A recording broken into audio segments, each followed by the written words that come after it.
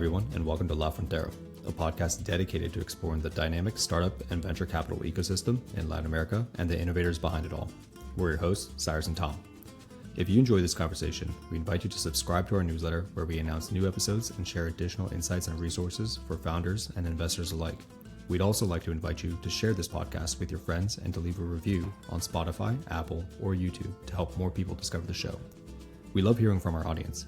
You can connect with us on LinkedIn and Twitter by searching for La Frontera Podcast.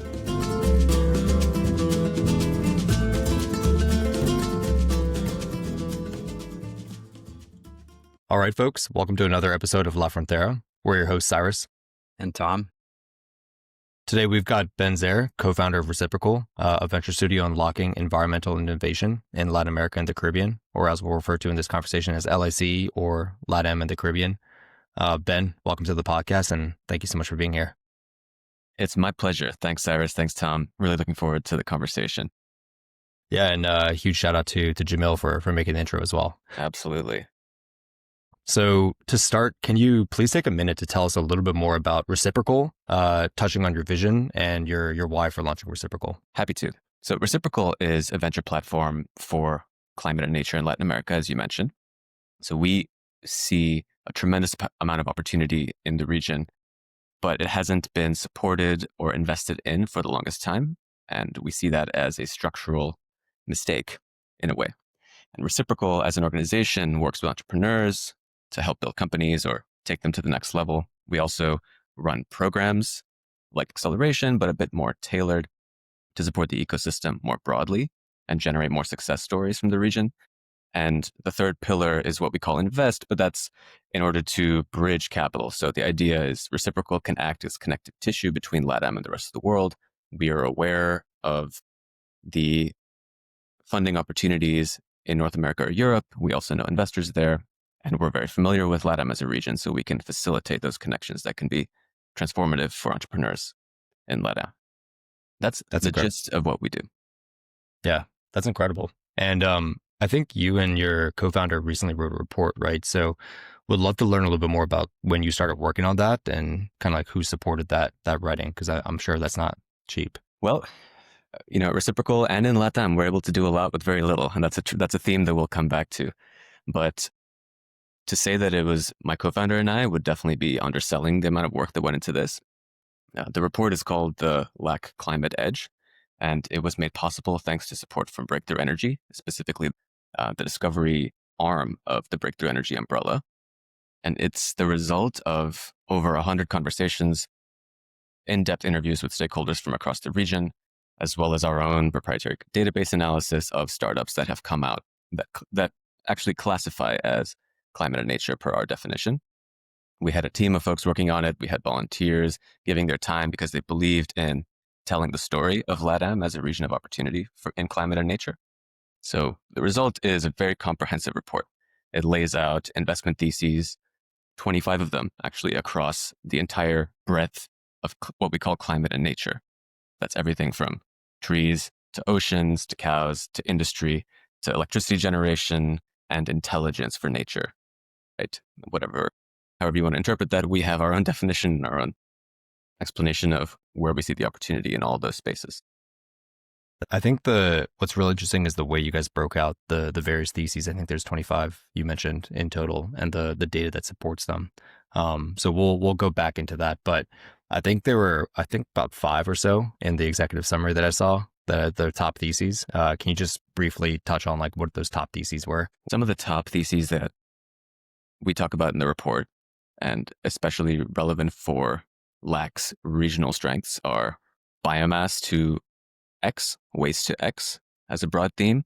That could be novel materials, chemical ingredients, or substitutes. We see that pop up across the region in terms of the raw opportunity, how much biomass is available from LAC's primary industries, and also startups that are already solving those problems. So that's one major area that we see. Another is distributed power generation and grid optimization. LatAm has a huge opportunity in renewable distributed generation. And there are companies that are solving not only for the fundamentals, what's generating the power, but also for how we best use the power in a region that faces a lot of climate risk that can disrupt the availability of those energy sources. And the last thing I'll say is the productive land of LatAm is often overlooked when we think about Latin America, but it's by far the largest lever for climate action in the region. The only region where land use change, agriculture, and forestry contribute more than actual fossil fuel combustion to the overall footprint of the region. So that's a huge source of emissions, but also a huge opportunity. And that's where things like agroforestry, methane mitigation approaches can be really powerful. Yeah, that's really interesting that agricultural and productive land is actually one of the larger contributors to the environmental impact of LatAm and the Caribbean. So we'll dive a little bit more into the report, but let's take it back a little bit to your background, right? I think that'll help set the stage as well. So one thing that I thought was really interesting about your background was you've pretty much lived all around the world, from India to Chile to the United States and obviously other places in between. Can you tell us a little bit more about like your upbringing? Because I think that's going to tie really well into kind of like where you are today and what you guys are doing with Reciprocal. When people ask me where I'm from, it's complicated in a way. Was born into kind of an agricultural family on both sides. My father's from the US and my mom's from India. And so though I was born in the US, I moved to India at a very young age, and we moved to kind of the middle of nowhere. Because both of them were in ag research. So I grew up around fields and ag breeding, seeds, and all the issues that come with agriculture, especially smallholder agriculture. And what I saw through that experience, which influenced my thinking around how I wanted to spend my professional career, was the impact of technology to actually make a difference in the lives of everyone on the income spectrum, right? So an example is the seed industry in India. I had a front row seat to the transformative power of hybrid seeds and other kinds of input technology to actually increase yields by double and increase farmer income alongside. While there are all kinds of intractable issues structurally, you're able to still move the needle by, as a technology developer or as a company. And these are in response to climate stresses. Grew up in an area that's really drought prone. So as I was growing up, we some summers had to transport water in on trucks just for household use. And that's after the wells dried up and we were the fortunate ones, right? So it's a really acute awareness of how fragile communities are at the front lines of climate change. So that was something that stuck with me. And I studied that in college as well. I studied ag development, and despite my best efforts to stray from the family, but still ended up in that space. And that led one way or the other to the first company I started in India. And that was called Kisano. And Kisano is a hydroponic technology business, which also has a produce arm and a brand associated with it. So we wanted to circumvent these climate stresses by applying controlled environment agriculture in the Indian context. And it works to some degree, but you can't run away from the influence of rain, temperature, and the downstream effects of changing climate on the local economy and the regional economy. So yes, while we can grow vegetables in a controlled environment, there's still all these other external forces. So rather than going on a tangent about vertical farming in India, I'll just say that was a really educational experience. And while it was very, very niche, I wanted to step back a bit and explore other themes around climate, not just the food system, which led to me pursuing a master's degree at Stanford, where I met my co-founder, and he convinced me that Latin America is the region I should be looking at after working. For 3 years in the region, I 100% agree. So what makes you say that? Like, what are the specific things that you've seen in Latin America, the promise and also like the challenges, and maybe how can you connect that back to other places that you've, lived, like India? I enjoy drawing parallels between both my upbringing and what I experienced then starting a business in India, comparing and contrasting that with the US and LatAm. Because while of course, LatAm and India are very different in a lot of ways. I see a number of similarities. When evaluating with my co-founder, Danny, between, let's say, India or LatAm, we chose to pursue LatAm as a region because we saw it as more of a blue ocean. There's not that much attention on the region, and it kind of puzzles us why there isn't after digging into the data and spending time on the ground. But it's a region full of these natural capital assets and these really smart innovators across the whole spectrum of climate that are just being undervalued. Whereas India, as a country, really doesn't, you can't classify it just as a country. It has all these states that all have different cultures and economic structures. It has the benefit, though, of having a political entity of India. And so it's easy to say, oh, India is an opportunity. But really, South India has been growing the most. South India benefited the most from the IT boom, whereas most of the population's in the north, right? So LatAm would benefit from that single entity, being considered a single opportunity in some ways. And I think that's part of the reason why it's been harder to wrap our heads around, outside the region, wrap our heads around what is the opportunity in LatAm, right? But So yeah. So mainly it's around the narrative that I think others are thinking of LatAm as individual countries versus as a region as a whole with very similar problems. That's kind of what you're getting at. Yes. And I'm also, I want to emphasize, and I try to emphasize this as much as I can. I think it's one of the most under-leveraged assets of the region is the interdependence of the region. Most of the region speaks two languages, and they're similar enough that it's easy to do business and to understand each other, right? You can't say that even of India, let alone Southeast Asia or Sub-Saharan Africa, right? So that's one strength of many, but it's an example of that regional interdependence and compatibility that I think the region could benefit from. Yeah, 100%. And so I guess what I'm kind of curious about then is with LatAm overall, I think in your report, I think it highlighted something like 0.35% or something of global climate tech venture funding reaches LatAm. How does that compare with other regions around the world, such as like Southeast Asia, et cetera? And what's the why? Like why is there so little going towards LatAm? Well, I haven't yet written a report about the financial flows in climate to Southeast Asia. What I will say, that's coming next, right? maybe in the next era. Yeah. But if I think about LatAm, right, less than 0.5% of global climate tech VC has flowed to the region.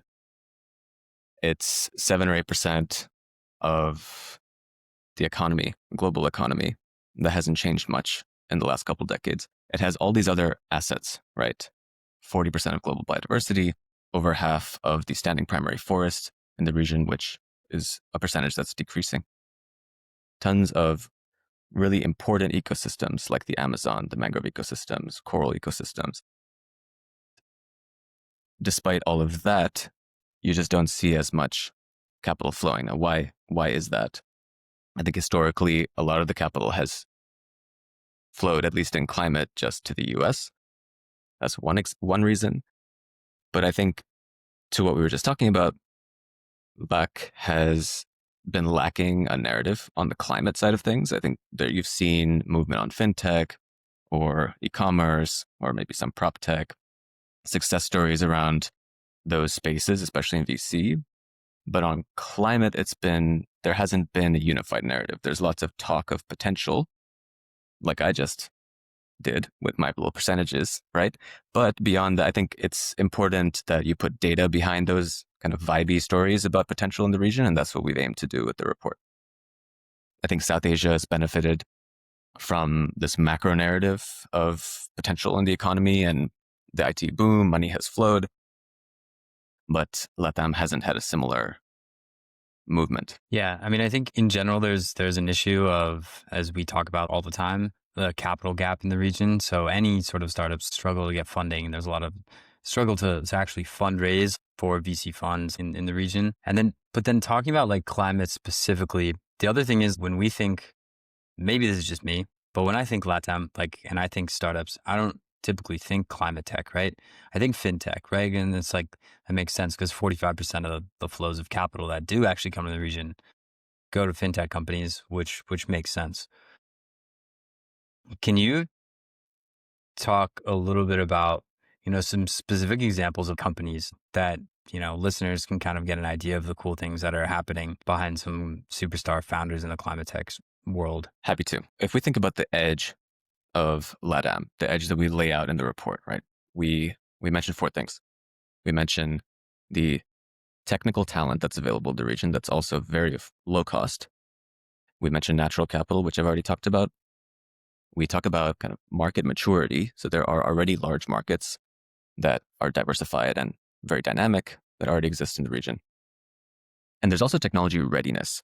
So the region already has high uptake of renewable energy. So if I could just renewables as a portion of the grid, it's about 65%, which is way higher than the global standard of 40-ish percent, the global average. And also the AI readiness of the region is on par with that of India or with that of a country like New Zealand. So there's this confluence of factors, and I think a couple examples that point to those factors. One of them is Unibio. It's a company that was born in Argentina, leveraging decades of public research, and they turn shellfish waste into a nano carrier that increases the efficiency of agricultural fertilizer, right? It's something that's a drop-in technology that uses a waste product, so natural capital, right? But it's a nanoscale technology. So speaking again to kind of the technical ability and the research that's already been happening in the region, it's an example of a company that's built a technology with a very lean budget, pointing towards the low R&D cost, right? And mature markets is the final piece here. Argentina has a huge ag sector, and Brazil is right next door. Both of them super, interesting markets for this kind of company to start in and then jump to the rest of the world. So that's an example of a company that brings them all together. Another one that I can touch on is called Strong by Form. It's a Chilean company, and it models that launchpad idea pretty well. They were started and they have a base and team in Santiago in Chile. They are now servicing the European market, right? Their technology is a wood composite, so it mimics the growth patterns of trees.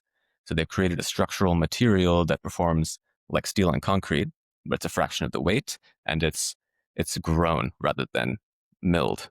So it's a wood product that is kind of manufactured in a way that mimics nature. So a really cool concept. So Chile has this history of timber and certified sustainable timber as well, and produces that raw material for their R&D, and the European market demands that kind of product. So LatAm entrepreneurs are stepping in to fill that gap and be a low-cost place to develop these kind of technologies. Yeah, what I'm consistently surprised by, because first of all, that sustainable timber that you were talking about is incredibly interesting, given its strength as well. But what I'm consistently surprised by is the novelty of the ideas that come out of LatAm and how folks are able to come up with some really interesting solutions to some of the challenges that they're facing.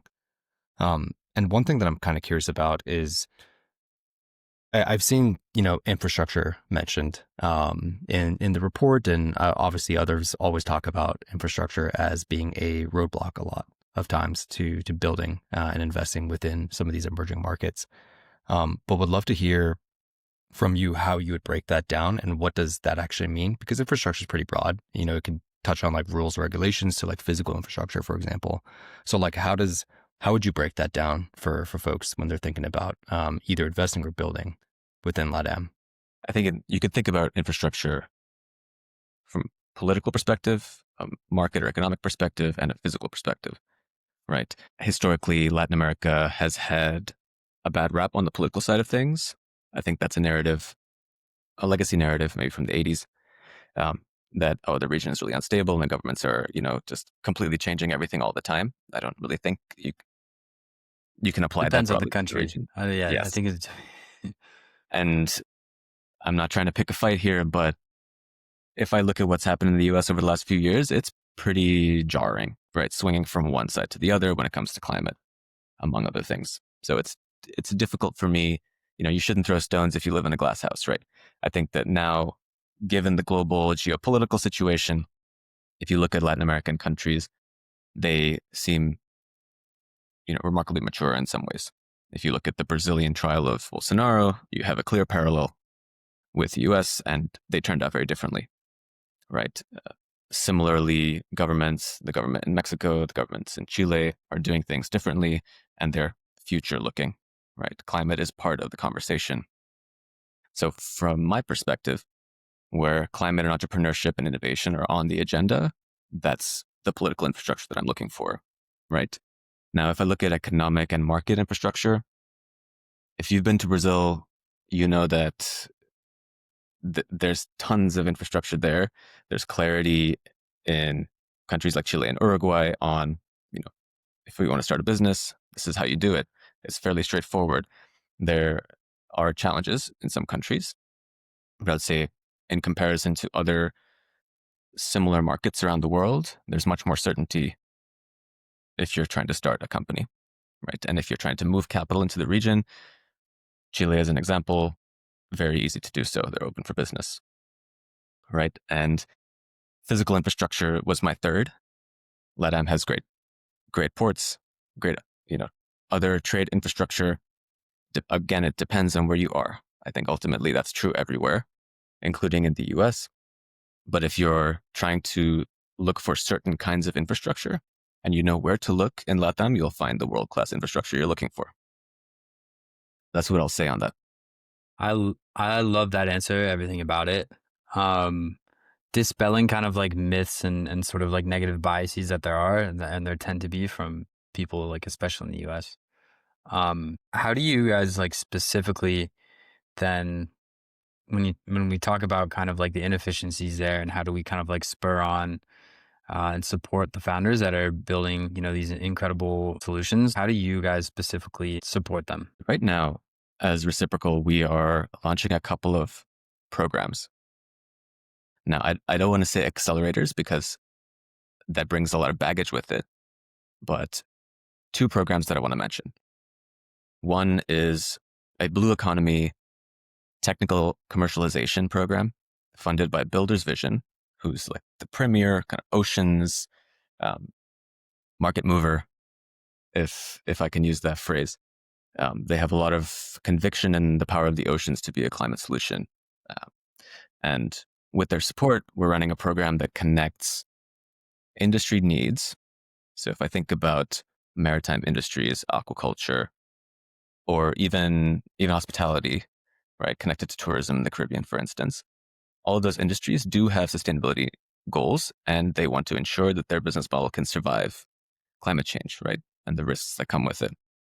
So how do we match their needs to startups in the region so we can take their needs into account and source accordingly and provide a tailored program for 3 or 4 months to make sure that they're able to, in the end, reach a pilot, right, or an offtake agreement or something concrete? Because we see corporates as the one kind of missing relationship when it comes to climate tech development, especially hard tech in the region. There hasn't been historically as much connectivity between corporates and startups. And so this program is an attempt to fix that, to fill that particular gap. The second program is an ag decarbonization one. And this is solving for a different kind of gap earlier in the development process, where a corporate pilot is coming after you have kind of a benchtop model, you have something small that you can then scale up. This comes earlier, where you might have an idea, but you don't yet have a prototype. So you're trying to understand, again, industry needs within agriculture and what are the white spaces where you should be innovating within ag. So these are two programs. One will be in Chile, the other likely either Mexico or Brazil. So that's the programmatic approach that we have to helping founders, because we don't have capital ourselves at the moment. So alongside that, we can facilitate grants, we can offer connections or expertise, we can tailor those to their needs. And I can give you more examples, but one that I'll mention and then stop, otherwise I could just go on forever, is the result of a recent soft landing program we participated in. So Reciprocal brought a group of entrepreneurs from Chile to the US, to San Francisco, and introduce them to investors, incubators, other folks with relevant expertise, people who have built companies before, just to provide the exposure, right? Often it's not that they don't speak the same language literally, but it's the figurative language of VC. It's the language of entrepreneurship and connecting the dots there. So one concrete outcome from that, which we're really happy about, is one of the companies on the trip who'd previously been unable to get their foot in the door to accelerators and incubators in the US was able to meet, pitch, and then get accepted to a really prestigious university accelerator, right? Which is going to be a transformative opportunity for them, all because we made the introduction in the right way. So it's a tangible connection that leads to exposure and capital down the line. I love that. Thank you for breaking that down. So it seems like you're leveraging a lot of partners to help support founders. And something that I thought was really interesting when we connected in Mexico City for Tech Week, you brought up essentially alternative ways of funding various startups. And so I would love to learn a little bit more about like the various partners, organizations that you work with, and how they have different vehicles essentially for supporting these founders, and how, like, what your thoughts are on that, and how that can help spur additional like innovation within Latin America. Because I think one challenge we've seen, even on just like the tech side, like not even just climate tech, there's, I think, a lot of folks treat other regions, emerging markets like Latin America, like Silicon Valley, when it's not the same. And I think that hurts a lot of investors, so they're not really sure how to approach it. So we'd love to hear about like more innovative or different approaches. And if I take a drink of water, Go for it. like, Working hard, getting too thirsty. deep. Yeah, it's like You something could about take the a sip. amount You could take a sip of mate as well. That's already been Yeah. broken on one of our podcasts. Yeah. And but there was like in there. This is not drugs, by the way. It's mate. I'm Argentina. Yeah. Mate is my secret weapon. It's a really interesting question, Cyrus. And there are a couple of ways I could approach it. I mean, one, our partners so far, for example, Builders Vision and Breakthrough Energy, they have kind of a first principles approach to generating ideas. And they believe that ideas lead to kind of game-changing transformation, right, in the economy that we see around us.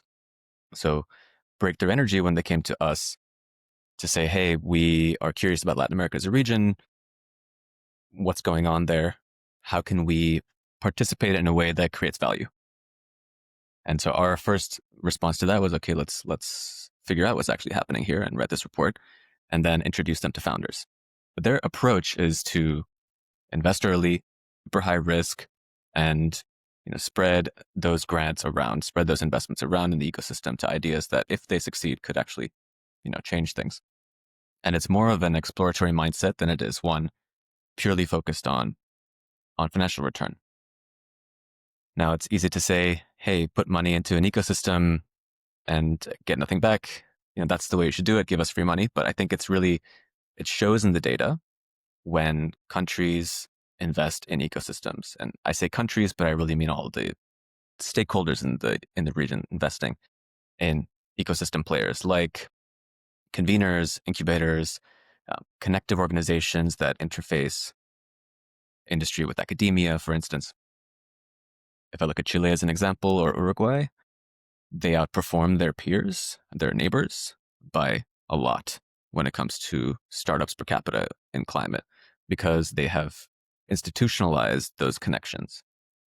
So the approach of a Breakthrough Energy and a Builder's Vision is to invest in those entities. So we are one of their grantees, one of Breakthrough's grantees as an ecosystem builder, and Builder's Vision sees the value in creating the connection between corporates and startups. So I think that aspect, that approach to ecosystem building has historically shown returns, and I think it will continue to do so. And when it comes to treating LatAm as its own entity and not another Silicon Valley, but south of the equator, that's a really important point. All over, if you attend any of these conferences, you talk to folks in the impact finance space, models like blended finance are everywhere. And you see concessional capital being paired with commercial capital to try to de-risk those private dollars or pesos or whatever it is. And I think that's a really interesting approach. I think we need more of it, especially when risk perception is high. Even if real risk does not match perception, there's a perspective that, okay, we need to mitigate that, even though it may not be real, right? Just to create those success stories. If you talk to a fund manager or an LP in the region, they're still waiting for exits from their VC funds, right? So until you see someone else making lots of money, you're not going to put more behind it, and your friends won't either, right? That's the issue with private capital. It tends to move. It's like VC is a vibes-based industry. I think, capital tends to move where the stories are going, right?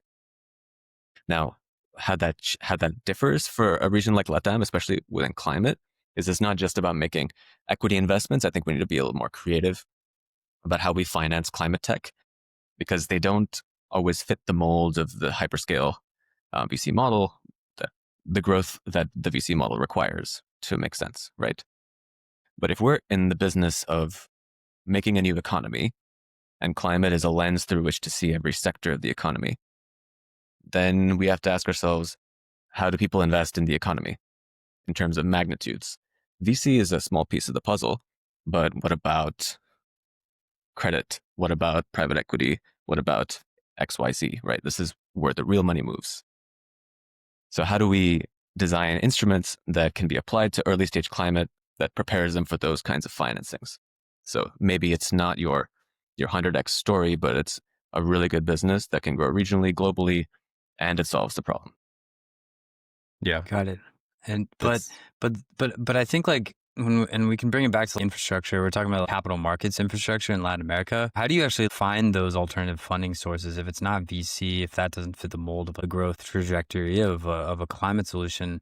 Where is that credit coming from? Like, how are you raising debt in LatAm, or how do you find a private equity company that's willing to finance? You're pointing exactly at the capital gap in LatAm. Commercial capital is always looking for home runs or guaranteed ROI, and that isn't compatible with taking bets on early stage technologies.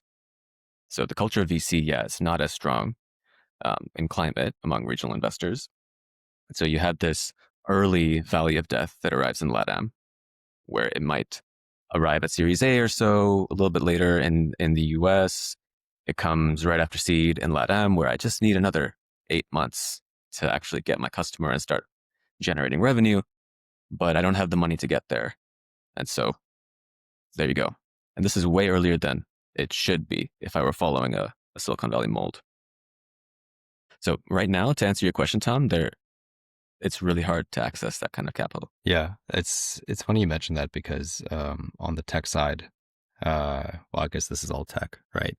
But on the non-climate tech side, there's been a gap. Essentially, it's the valley around Series A. So there's been a lot of like pre-seed seed investing within LatAm. And then once companies get to Series A, there's been kind of like a dearth of capital. And then you get to Series B, see it beyond, where then you have international growth investors coming into play. And I think part of it's around like the level of risk and the reward. And I think early stage, its valuations are low enough where you get a larger percentage of the company. And so if they do happen to hit a home run and get an exit, like you're rewarded pretty handsomely. And then around Series B and beyond, right, you get kind of like proven theses, essentially, where it's like, okay, like they're making money, maybe they're profitable, there's a clear path to exit. So it's less risk, even though the reward's a lot smaller. And so kind of talking about kind of bringing in more like private equity and other like maybe like lenders and things like that. One thing that I loved that you mentioned was that, Latin America is not looking for charity, but seeking partnership. And that kind of ties into the theme that we've seen across like some newer investors in LatAm, which is sustainable impact investing, where you're not giving away grants and you're not just, funding this one idea. You're funding ideas that could become, profitable in the future. And I think what's interesting is as more of these investors that come in, these sustainable impact investing investors come in, you get to prove more of these ideas and prove that they can become profitable. And I think that sets the ground, or like the foundation for some more private equity plays or other lenders to come in, and they can see more examples of things being successful in Latin America. So I've just thought that's always been super interesting. So I'm glad you touched on that. So would love to dive a little bit more into got a probably like a pretty deep question for you here. So would love to hear you think about this. But are you know like Google's like at Google X, right? The moonshot factory. And how they like Mhm. fund ridiculous ideas that may not seem like possible or real at all, but it has to be it has to be completely ridiculous. So one thing I'm kind of curious about is out of like the handful of companies that you've seen, the 25 different investment theses that you guys covered in the report, right? Um, what do you think in Latin America as a whole is one of the more ridiculous theses or problems that founders could solve for that also has like a high impact, but maybe is not being solved for right now, or maybe someone is working on it? Like, what's like a ridiculous thesis out there, or like a problem out there? I'm just kind of curious. That is that is an excellent question. Yeah, I'm gonna have to think about that one. We pride ourselves on pragmatism, so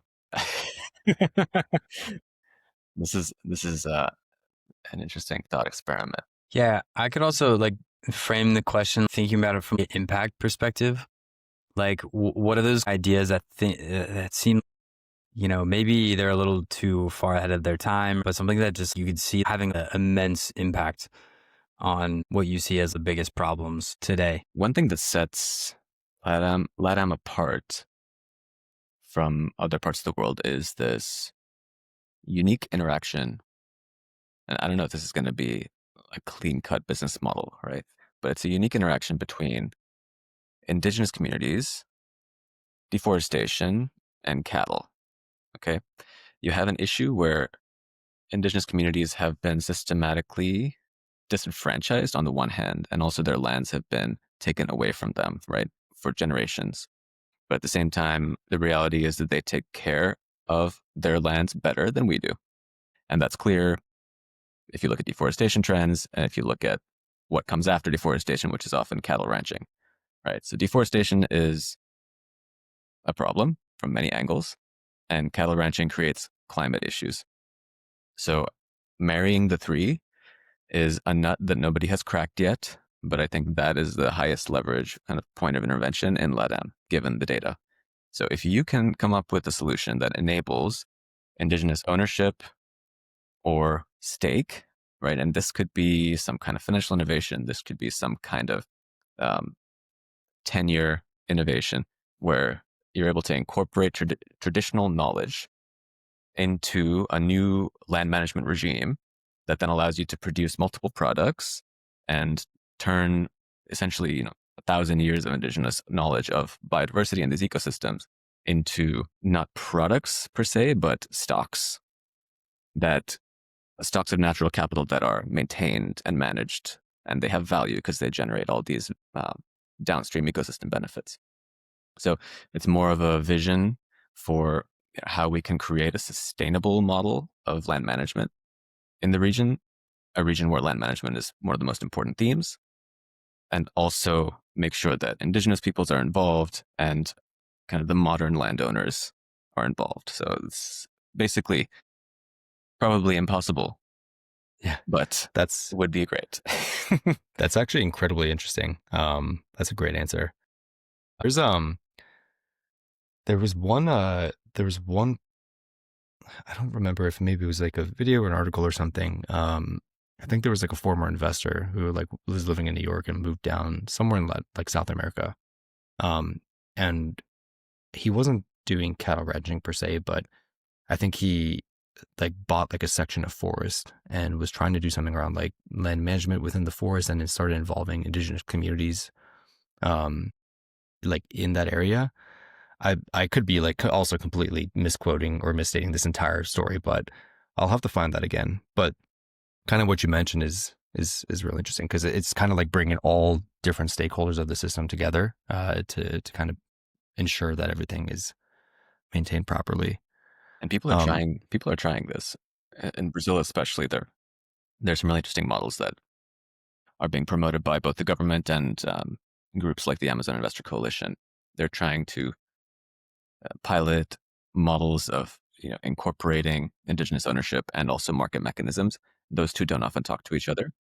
I actually had the privilege of visiting the Amazon for a couple of weeks last year, and yeah, it's just a reminder that so many of these communities live outside of the formal economy, and there's just a different way of consensus-based decision-making for these communities. And those are, yes, they take a long time to reach consensus, but then they're durable, right? So how do you take this rapid iteration approach, this mindset of like, I need to keep breaking things to find the right thing, and make that gel with this other way of thinking that's much older and much more durable? Yeah, and it's really a unique thing also if you're thinking about Latin America, that actually a lot of these countries have still very prevalent indigenous communities. Um, Not something we can say in the US, right? Definitely. I have a question for you. Stepping back and just thinking about climate tech, and then just climate change in general. For me, it tends to be an afterthought. And then when something pops up, like, wildfire in California and more of these natural disasters that happen, you're like, Hurricane shit, I right now. forgot this is like end of the world type thing. It's something that I wanted to I wanted to go into, investing in climate tech or something, out of college, and then I kind of gave up on the climate, on the world. um, I want to hear your perspective on where we are, and what are within the next few years the things that maybe we have to worry about. Just from the perspective of someone who thinks about this on a daily basis, and talks to and is very involved in the pioneers that are trying to make sure this planet doesn't fall apart. I think I'm with you, right? For me, it's been a top line concern for many years, right? How are we going to solve this issue? It seems that we make less and less progress every year. However, I think we don't do ourselves any favors by thinking about this as a 0 or 1 scenario.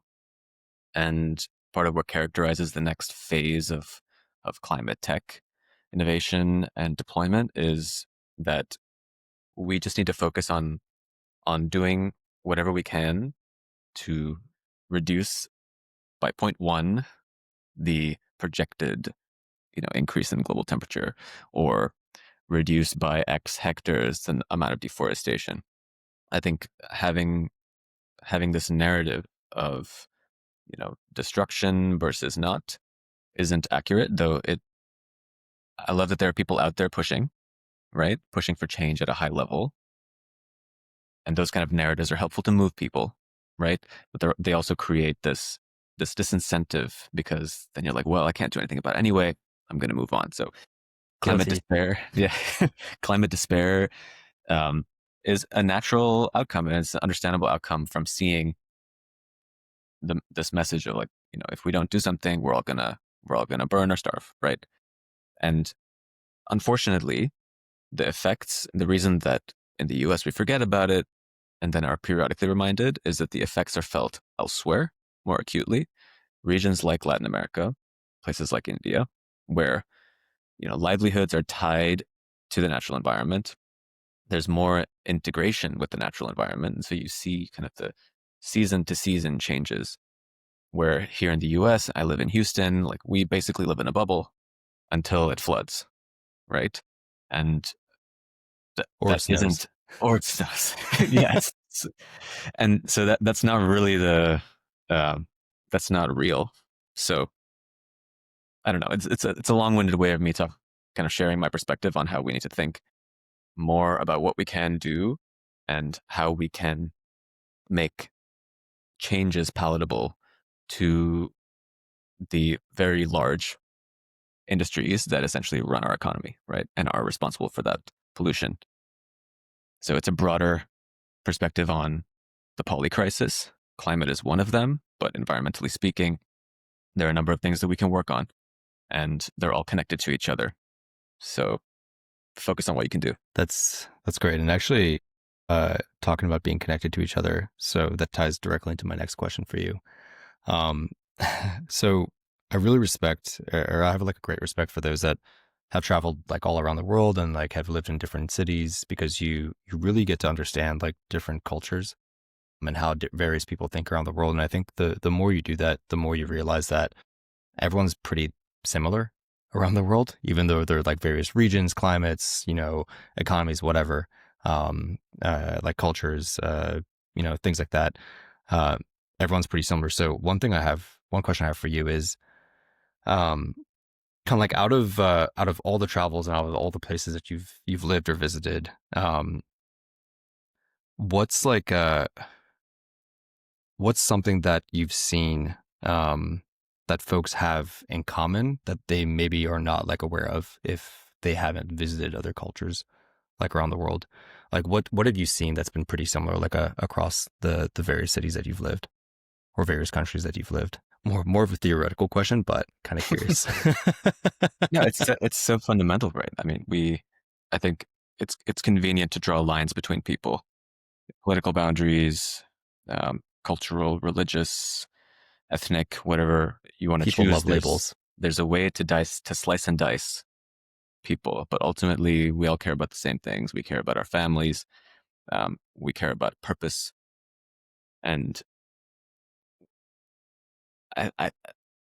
the similarities that I find really come down to that unit, like the family unit level or the small community unit level, where even in the US, you ask someone about their political leanings, right? They may have one opinion about the national situation, but then when you ask them a question about their community, it's a more nuanced answer. So I think that fundamentally all politics is local. That's kind of a maxim of policy and politics. And that's true if I'm trying to draw a line between that and how people are and what they care about. I think people care about their communities and spending their lives in a way that they find valuable, right? Or they find purposeful. So what does that look like? It might be dressed differently or it might be eating different food, but ultimately we're all here. We're all social creatures. We care about our families and the things we spend our time on. That's a very general answer to your question, but it's worth remembering. Exactly. And so, on a lighter note, thank you for that. So on a lighter note, one thing I thought was super interesting that you brought up was around, embracing your own cadence. And it's funny because I think like just recently someone was talking about like 996 type of culture in tech. And there's like always on culture, respond to people when like at all times of the day, hustle porn, things like that, right? It's crazy, but like if you think about it, I don't know, couple decades ago, like it was just work. Did you right? say hustle porn? Yeah, hustle porn, I know. I don't. I haven't heard that. I will say hustle Cyrus. porn. It's you like thought you were gonna slip that past without us noticing. What the fuck is that? No, dude, look it up. Look it up. I can't be the only one who knows about that. But it's about like it's like hustle culture. It's all about like just work hard nonstop, right? And I think the thing about it, and going back to like talking about labels, right? It's like when you label things, people think like, oh, okay, 996, I have to do that, otherwise I'm not going to be successful.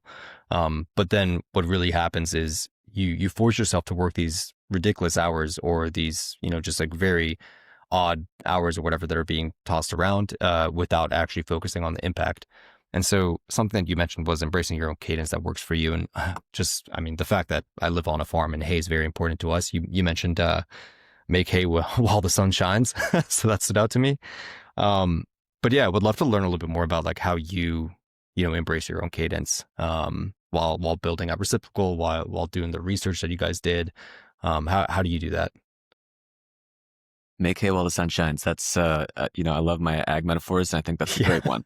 You have to, when productivity comes, use it.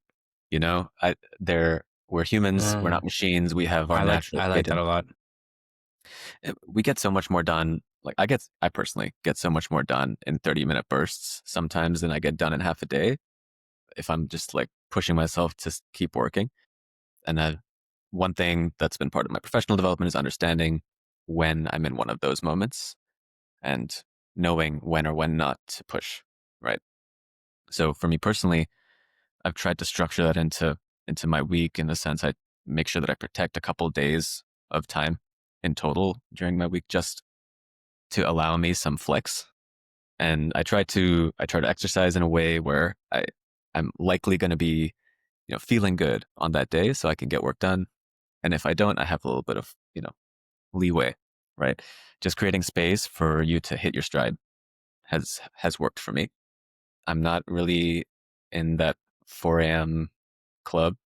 I don't really aspire to be, but if it works for you, great. If you wake up at 4 a.m. naturally and you're like, I want to do like an ice bath or something, then I'm all for it if it works for you. But what that looks like at Reciprocal, we're not schedule based, we're outcome based. So it doesn't matter when you do the work, as long as it gets done and it gets done to the standard. And we protect weekends. Like, it's so easy as a founder to bleed the work into everything, right? I mean, I wake up thinking about work for sure every single day, but do I need to act on it? No. And it's a conversation I'm constantly having with myself, right? It's not a destination that I've reached, but it's important to not blow up someone's phone on the weekend. You can control those things. Just schedule the message on Slack. Just schedule the email. Don't send it, right? It creates an expectation and it creates kind of a toxic culture, but it's hard, right? Slack is not really async in my view, like WhatsApp and Slack. It's not async communication. Like, you're there and you're expected to respond. So we try to be a little bit more forgiving with our timelines. If you get a message, like, by the end of the day, unless it's pressing, right? So you can control your own cadence. It's funny that you mentioned Slack is not async, because I saw a video recently for Halloween. Someone made a Slack pumpkin, and there's a notification. The Slack notification goes off anytime someone walks by, and I heard the notification. It brought me back. It brought back memories to when I was working at a startup. I completely understand what you're saying, because it's funny because I'm one of those folks that works great late at night. And I used to be the person that used to send text messages when you weren't able to schedule them. I will clear my name there. You were not able to schedule text messages on iMessage before, until the latest updates. But I used to send text messages or like emails at like 1, 2 in the morning, because that's when I was awake. And I realized I was working with someone within the last like few years, and I would send messages, like emails, at like 1 or 2 in the morning on like a Saturday. And that's just because like when I was awake and I was like working, that's when I could focus. That's when you were super into hustle porn, though. Exactly. Yeah. And I remember I had a conversation with that person. They were like, yeah, when you sent me that, like, I was obviously on vacation, and like it creates this like expectation of me having to respond right then, even though you say I don't need to. And so I became big into scheduling everything for like 8 a.m. or 9 a.m. The next day. So if anyone is listening and you've received a message from me at exactly 8 or 9 a.m., you just know that it was probably scheduled from the night before. It was probably written at 1 a.m. Yeah. Exactly. No, but I love the way you frame that and everything. I think it's very important, especially like everyone working in tech at startups. Everything seems so like, pressing, urgent. Like, you have to be moving at the speed of light and get everything done like super quickly, or someone else is going to beat you to it. You have to take kind of a step back sometimes, take a deep breath. And I feel actually very thankful for like this conversation we're having right now, because I've had a little bit of a crazy day at the startup I'm working at. But, taking time to, focus on something else, have a conversation that is not related to the work that you're doing every day, and take some time to learn about like other things as well. Like, this conversation has been awesome for that. So thanks for making my day. You're very welcome, Tom. Give me a call anytime if you need a break. I think what you touched on something really, really important, though, and I think we don't create enough space for it, at least in the modern work culture. It's like, it's playtime, and I think it's almost like a commodified thing, or it's being signaled when a company puts a ping pong table into the workspace. But I think you yourself finding space to learn something new that is completely different, or find space to play. I see some brackets behind you, Cyrus. Like, I think creating a space to do something that stimulates another part of your brain somehow magically clears up the other part of your brain too. Yeah. And I think there are a lot of, maybe not a lot, but there have been other companies out there that have created dedicated experimentation time for you to work on your own personal projects at work. and I'm maybe a little bit biased because I've seen this play out really well for me, where previous bosses have allowed me to kind of work on or experiment on different things, and that's turned into some pretty cool projects at previous jobs. So huge proponent of that as well. One last thing And that I'll add, and this is a shout out to someone we worked with recently, Juanita, but she used to start every meeting with a minute of silence and separating the one Chrome tab out and having that be the only thing that's in front of you before you start talking about anything, right? And honestly, great results. We'll have to try that during our own internal meetings. So before we wrap things up, because this has been incredibly interesting conversation, but I think one of the most interesting things I saw or that I've heard of about you was about you being in a shipwreck in the Philippines. I think that stood out across climate, tech, investing, et cetera. And then there was shipwreck in the Philippines. So I'd be remiss if I didn't ask about that. So first of all, why were you on a ship? And second of all, how did you get into a shipwreck? Ship might be an exaggeration. It was a boat, a small boat. And it was not a very well-built small boat. I was in the Philippines for a vacation sorts. And I mean, the Philippines is beautiful, right? But they have, I think, the worst maritime history of any country on earth. And that's a fun fact that I was told right before I went there. And also, sidebar, that year was the year of the water rooster, which is, it's my sign. And they warned me not to travel. So, okay, that was also in the back of my mind. I was told, don't go anywhere too far away. I was living in Chicago at the time. But I didn't listen. I got on a plane. I went to the Philippines. Then I got on a boat outside of Siargao, which is the surfing island in the Philippines. Lots of great waves there. And they also have lots of mangroves. Mangroves that are home to saltwater crocodiles. Huge, huge saltwater crocodiles. Incredible. Love it. Just setting the stage here. Yeah. So we get on this boat to go out to a lagoon. And when the boat itself makes this really loud noise, when it's starting kind of like a popping, when it's starting up, but I'm like, oh, this is, it's the Philippines. Like, I'm from India, this doesn't faze me. So we went out about halfway and we were just in the open water in the Philippine Sea, right? So I could see the mangrove just like this on the horizon. And the popping sound came back, but this time it was much louder. And my back got really hot because I was sitting right in front of the motor. I turn around and there's a flame about my height right behind me. And the captain of the boat is already in the water because his leg caught fire. And we, long story short, end up jumping off the boat. No life jackets, of course. We're there in the water for about an hour. The boat catches fire and capsizes completely. And during that time, thankfully, we get picked up by like a shrimp farmer who's there in a canoe that's literally this big. But we've been treading water for 45 minutes, so we grab on, very happy. Thankfully, everyone's okay. But what stood out to me from that experience is, one, when you're in that kind of situation, honestly, you just forget about everything. You forget about the saltwater crocodiles. You forget about the fact that, wondering, like, can everybody swim? Right? You just kind of deal with the situation.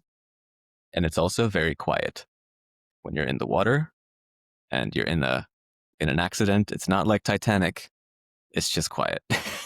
And, nature doesn't really give a shit. So you have to figure it out. It's insane. That was almost 10 years ago. It's kind of hard to believe. Yeah. And look at you now. I think that's probably why you're focused on the climate, right? So it's a reminder, I haven't saying thanks to the crocodiles that decided not to eat you that day.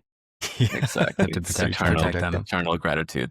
Yeah. The voice definitely of the saltwater crocodile. Something like that. That's insane. I don't think I've ever met anyone who's actually been in a shipwreck yet. So I think that's good. Number one. But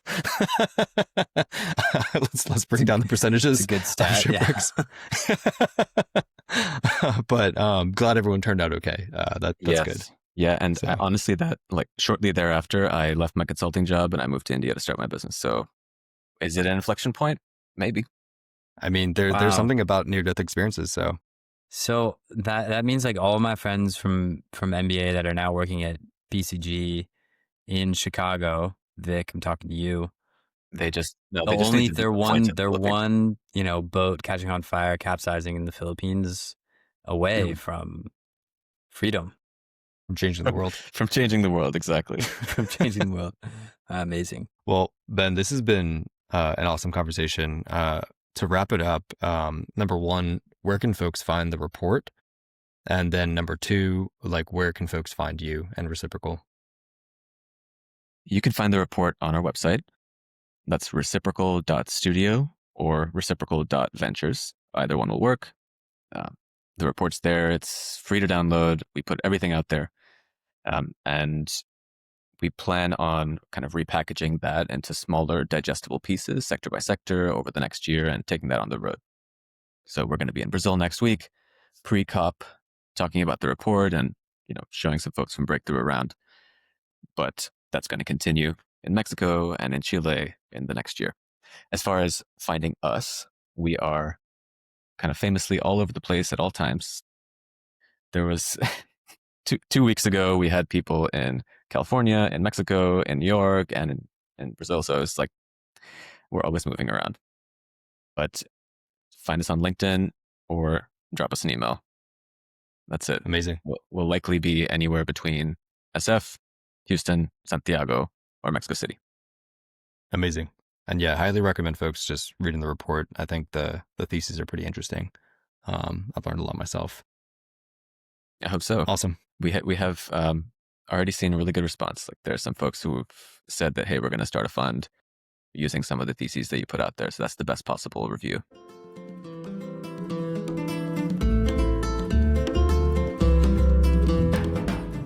Thank you for tuning in to another episode of La Frontera. We hope you enjoyed the show.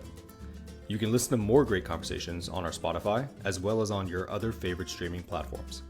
You can find us online at lafronterapodcast.com, and make sure to subscribe to our newsletter for show notes and to stay in the loop for new content. Ciao for now.